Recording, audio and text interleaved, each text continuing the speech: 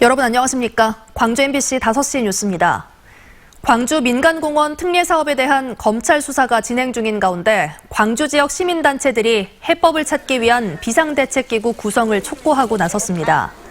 광주 환경운동연합과 광주 전남 녹색연합, 중앙공원을 지키는 시민모임 등 광주 지역 시민단체들은 민간공원 특례 사업에 대한 검찰 수사 결과를 기다리다가 돌이키기 어려운 상황에 직면할 수 있다며 시민사회와 전문가가 함께하는 비상대책기구를 구성하라고 요구했습니다.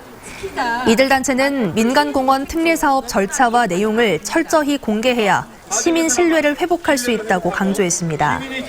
이에 앞서 중앙공원 토지주로 구성된 비상대책위원회는 특례사업 추진 과정에 토지주의 의견을 적극적으로 반영해야 한다고 주장했습니다.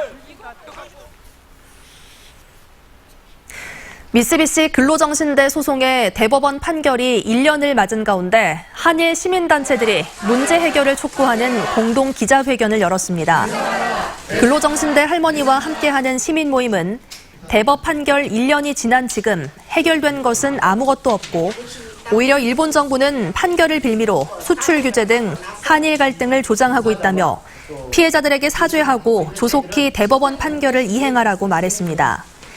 근로정신대 소송을 돕고 있는 일본 시민단체도 나고야에서 기자회견을 열고 고령의 원고들에게 남아있는 시간이 얼마 없다며 미쓰비시는 가해 사실을 인정하고 문제를 해결해야 한다고 주장했습니다. 대한신당의 박지원 의원은 보안사 사진첩에 전두환 신군부의 권력 찬탈 의도가 적나라하게 드러나고 있다고 주장했습니다.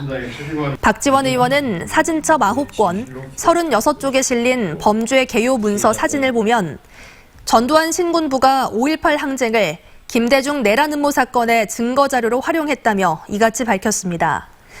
또 누가 어떤 의도로 이러한 문건 작성을 지시했는지 반드시 밝혀야 한다고 강조했습니다. 옛 전남도청 보건추진단이 도청 별관에서 설계 용역 착수 보고회를 열고 향후 추진 계획을 설명했습니다.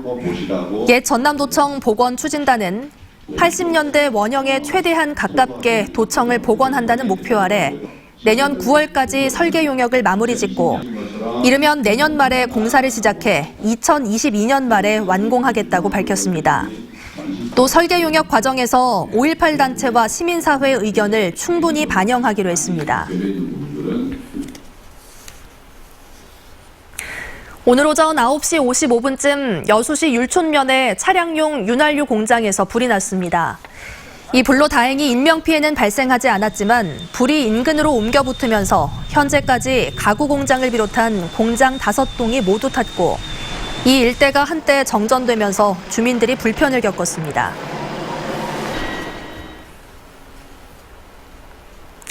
오늘 오전 8시 20분쯤 승객 등 29명과 차량 15대를 싣고 신안군 안좌도 복호 선착장에 접안 중이던 여객선이 선착장 옆 옹벽에 충돌했습니다. 이 사고로 배에 타고 있던 68살 박모 씨 등 일부 승객이 다쳐 병원에서 치료를 받고 있습니다. 목포지방해양수산청은 사고 선박이 갑자기 기관 고장을 일으켜 선착장 옆으로 밀렸다는 선장의 말을 토대로 정확한 사고 경위를 조사하고 있습니다. 지난 2월 응급 상황에 대비해 근무하다 과로로 숨진 고 윤한덕 선생을 기리는 다큐멘터리가 제작됩니다. 광주 MBC와 광주시 의사회는 고 윤한덕 선생을 기리는 미니 다큐 캠페인 광주정신 윤한덕 편을 제작하는 등 공익 목적을 위해 추진하는 사업들에 대해 공동 협력하기로 했습니다. 고 윤한덕 선생은 설을 앞둔 지난 2월 전국에서 생기는 돌발 응급 상황에 대비해 상황실에서 근무하다 누적된 과로로 숨졌고 지난 8월 국가유공자로 지정됐습니다.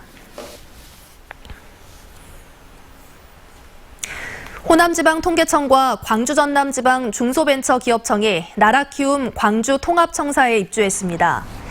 총 사업비 347억 원이 투입된 나라키움 광주통합청사의 1층은 회의실과 공용민원실로 사용되고 2층은 광주 전남 중소기업청이, 3층에서 5층까지는 호남지방통계청이 사용하게 됩니다. 한편 호남지방통계청과 광주 전남 중소벤처기업청의 옛 건물과 부지는 국고법에 따라 수요처가 마땅치 않으면 매각하는 방안이 추진될 예정입니다.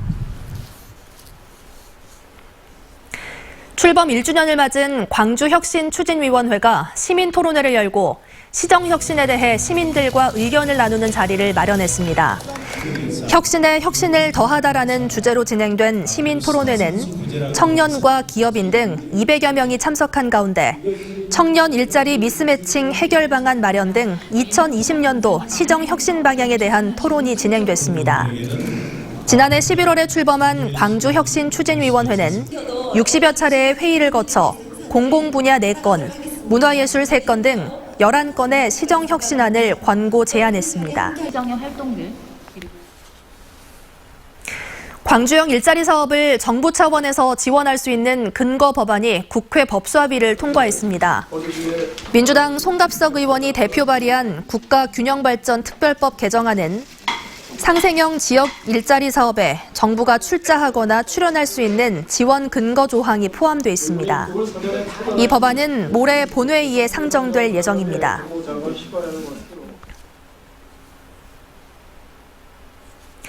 광주인권회의와 시민단체 협의회 등이 홍콩 시민을 광주인권상 후보로 추천하기로 했습니다. 이들 단체는 6개월 넘게 민주화 시위를 벌이며 국가폭력에 맞서는 홍콩 시민들의 모습이 5.18 민주화 운동과 닮았다며 시위를 이끌고 있는 민간 인권 전선에 광주 인권상을 수여해 지지 의사를 재확인해야 한다고 추천 이유를 밝혔습니다. 시민단체들은 인권상 후보 추천 마감일인 내일 기자회견을 열어 이 같은 견해를 밝힐 예정입니다. 위안부 비하 논란을 일으킨 유니클로 광고를 패러디해 화제를 모았던 전남대 학생이 대한민국 인재상 수상자로 선정됐습니다. 교육부와 한국과학창의재단은 대한민국 인재상 수상자 100명을 선정해 발표하면서 전남대 윤동현 학생을 포함시켰습니다.